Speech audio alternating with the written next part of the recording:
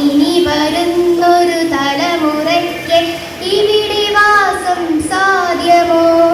മലിനമായ ജലാശയം, അതിൽ മലിനമായൊരു ഭൂമിയും. കവി ഇഞ്ചക്കാട് ബാലചന്ദ്രന്റെ വരികളോർത്തുകൊണ്ട് ഞാനിവിടെ തുടങ്ങുന്നു. മലകളും പുഴകളും തോടും വയലും പൂന്തോപ്പുകളും കൊണ്ട് മനോഹരമായിരുന്നു എൻ്റെ ജന്മനാടായ കേരളം. എന്നാൽ ഇന്നെന്റെ കേരളത്തിന് എന്ത് പറ്റി? കേരളത്തിന്റെ സൗന്ദര്യം നശിപ്പിക്കുന്നത് എന്താണ്? അതെ, മാലിന്യ കൂമ്പാരങ്ങൾ. ഉപയോഗത്തിന് ശേഷം നാം വലിച്ചെറിയുന്നതെന്തും മാലിന്യങ്ങൾ തന്നെ. എന്തിനും ഏതിനും നാം ഉപയോഗിക്കുന്ന പ്ലാസ്റ്റിക് കവറുകൾ, ഭക്ഷണാവശിഷ്ടങ്ങൾ, ജീവജാലങ്ങളുടെ വിസർജ്യങ്ങൾ ഇവയെല്ലാം വഴിയോരങ്ങളിലേക്കും ജലാശയങ്ങളിലേക്കും വലിച്ചെറിയുന്നു. കമ്പനികൾ, അറുശാലകൾ, ആശുപത്രികൾ, ഫ്ളാറ്റുകൾ ഇവയിൽ നിന്ന് പുറന്തള്ളപ്പെടുന്ന മാലിന്യ കൂമ്പാരങ്ങൾ സർവ്വസാധാരണ കാഴ്ചയാണ്. സ്വാതന്ത്ര്യം നേടി പതിറ്റാണ്ടുകൾ കഴിഞ്ഞിട്ടും ആരോഗ്യ വിദ്യാഭ്യാസ മേഖലകളിൽ ലോകരാഷ്ട്രങ്ങളുടെ മുൻപന്തിയിൽ നിൽക്കുന്ന കേരളത്തിന്റെ ശുചിത്വ നിലവാരം എവിടെയാണ് നിലകൊള്ളുന്നത്? പരിസര ശുചിത്വത്തിന് കേരളീയർ പ്രാധാന്യം നൽകുന്നില്ല. ആരാരും കാണാതെ പൊതുസ്ഥലങ്ങളിൽ കക്കൂസ് മാലിന്യം പോലും നിക്ഷേപിക്കുവാൻ നമുക്കൊരു കുറ്റബോധവുമില്ല. നമ്മുടെ നിത്യജീവിതത്തിൽ മാലിന്യം നിർമ്മാർജ്ജനം ഒരു ശാപമായി മാറിക്കഴിഞ്ഞു. മാലിന്യങ്ങൾ നമ്മെ വിവിധ തരം രോഗങ്ങളിലേക്ക് തള്ളി നീക്കുന്നു. 10% രോഗങ്ങൾക്കും ശുചിത്വമില്ലായ്മ കൊണ്ടാണെന്ന് കണക്കുകൾ പറയുന്നു. ശുചിത്വത്തിന്റെ ബാലപാഠങ്ങൾ നമുക്ക് വീട്ടിൽ നിന്ന് തന്നെ തുടങ്ങാം. ചൊട്ടയിലെ ശീലം ചുടല വരെ എന്നല്ലേ ചൊല്ല്. കുടുംബാംഗങ്ങൾ ചേർന്ന് വീടും പരിസരവും വൃത്തിയാക്കാം.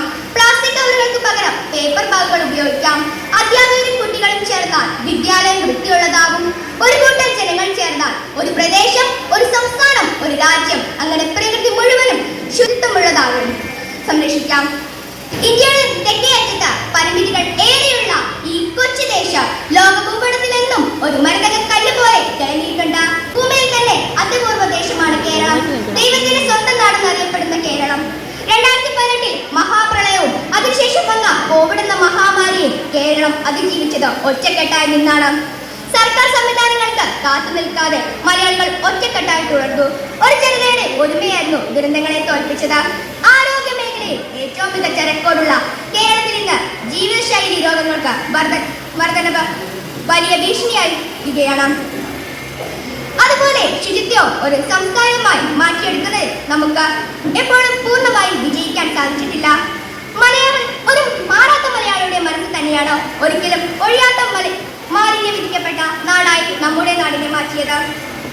നമ്മുടെ കേരളം ഇന്ന് നേരിടുന്ന ഏറ്റവും ഗൗരവകരമായ ഒരു വിഷയമാണ് മാലിന്യ നിർമ്മാർജ്ജനം. വിദ്യാലയങ്ങളിൽ വിദ്യാർത്ഥികളിൽ ഒരവബോധം വളർത്തിയെടുക്കേണ്ടത് അത്യാവശ്യമാണ്. വിദ്യാലയങ്ങളിൽ മാലിന്യം സംസ്കരിക്കുന്നതിനുള്ള മികച്ച രീതികൾ തന്നെ ഉടലെടുത്തിട്ടുണ്ട്. ഭക്ഷ്യവിഭവങ്ങളിലൂടെയുള്ള മാലിന്യങ്ങൾ സംസ്കരിച്ച ബയോഗ്യാസ് സംവിധാനത്തിൽ എത്തിക്കുവാനും സാധിക്കും. പ്ലാസ്റ്റിക്കുകളുടെ ഉപയോഗം ക്യാൻസർ പോലുള്ള മാറിയ രോഗങ്ങൾക്ക് കാരണമാകും. വിദ്യാലയങ്ങളിൽ പ്ലാസ്റ്റിക് കവറുകൾക്ക് പകരം തുണിസഞ്ചികൾ വന്നതോടുകൂടി കേരളം മാലിന്യ വിമുക്ത കേരളം എന്നത് യാഥാർത്ഥ്യമായി വന്നു. നല്ലൊരു നാളേക്കായി നല്ലൊരു തലമുറ ഉണ്ടാകേണ്ടത് അത്യാവശ്യമാണ്. അതിനായി നമ്മൾ ഓരോരുത്തരും പ്രകൃതിയെ സംരക്ഷിക്കണം. കേരളത്തിലെ ഗ്രാമപഞ്ചായത്തുകളിലും നഗരസഭകളിലും പ്രവർത്തിച്ചു വരുന്ന 10 മുതൽ 40 പേരടങ്ങിയ ശുചിത്വ പ്രവർത്തകരുടെ കൂട്ടായ്മയാണ് ഹരിതകർമ്മസേന.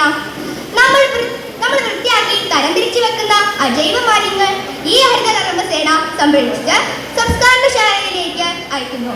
പരിസ്ഥിതി മലിനീകരണം കുറയ്ക്കാൻ ഹരിതകർമ്മസേനയുടെ പ്രവർത്തനങ്ങൾ വലിയൊരളവിൽ തന്നെ ഗുണം ചെയ്യുന്നുണ്ട്. മാലിന്യ ശേഖരണം, മാലിന്യ സംസ്കരണം, മാലിന്യ വേർതിരിക്കൽ എന്നിങ്ങനെ നടത്തുന്നുണ്ട്. എന്റെ മാലിന്യം എന്റെ ഉത്തരവാദിത്തം എന്ന ആശയം പ്രസ്തമാക്കുന്നത് ഇവിടെയാണ്. വീടുകളിലും സ്ഥാപനങ്ങളിലും ഉൽപ്പാദിപ്പിക്കുന്ന ജൈവ മാലിന്യങ്ങൾ ഉറവിടത്തിൽ തന്നെ അവരവർ കമ്പോസ്റ്റ് ആക്കാൻ തയ്യാറാക്കണം. ഇത്രയും പറഞ്ഞുകൊണ്ട് ഞാൻ എന്റെ വാക്കുകൾ നിർത്തുന്നു. നന്ദി, നമസ്കാരം.